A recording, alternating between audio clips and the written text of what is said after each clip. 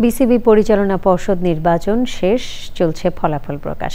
রাজধানীর একটি 5 তারকা হোটেলে সকাল 10টা থেকে শুরু হয়ে ভোট গ্রহণ চলে বিকেল 4টা পর্যন্ত। সি ক্যাটাগরি থেকে 37 ভোট পেয়ে নির্বাচিত হয়েছেন খালেদ মাসুদ পাইলট।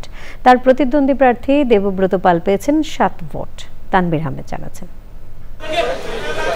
বয়কট, মনোনয়ন প্রত্যাহার ও নানা নাটকীয়তা শেষে গন্তব্যে পৌঁছালো বিসিবি নির্বাচনের ট্রেন।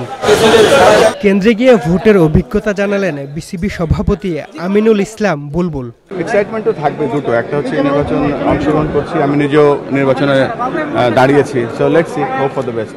আমরা তো যা বলার আজকে শেষ হোক, তারপরে সব একসাথে বলবো, ডিপেন্ডিং অন দ্য আলটিমেট রেজাল্টের পরে সব বলবো।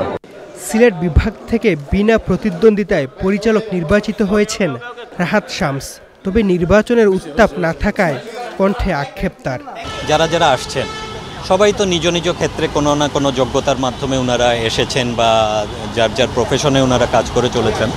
অর্থাৎ একটা প্রতিষ্ঠানের, ক্রিকেটিং প্রতিষ্ঠানের, বিসিবির মতো প্রতিষ্ঠানে এটাকে ভালো করার জন্য যে সমস্ত গভর্নেন্স বা লিডারশিপ, যা ম্যানেজমেন্ট স্কিল, এই সমস্ত জিনিস সবারই আছে বলে আমার বিশ্বাস।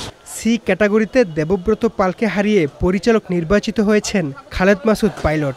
নির্বাচন প্রভাবিত হয়েছে বলে অভিযোগ করেন দেবব্রত পাল। শুধুমাত্র প্রায় বলতে গেলে ক্যাটাগরি 3-এরই একটি পদে নির্বাচন ছিল।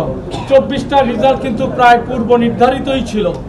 এই একটি আসনেও তারা 5 তারকা হোটেলের বৈধতা দেখিয়েছে, চাকচিক্য দেখিয়েছে। নির্বাচনের ক্ষেত্রে তারা সম্পূর্ণ প্রভাবিত করেছে। তামিম ইকবাল অনলাইনে ভোট দিয়েছেন বলে গুঞ্জন উঠেছিল, কিন্তু ফেসবুক স্ট্যাটাসে ভোট না দেওয়ার বিষয়টি পরিষ্কার করেন তামিম।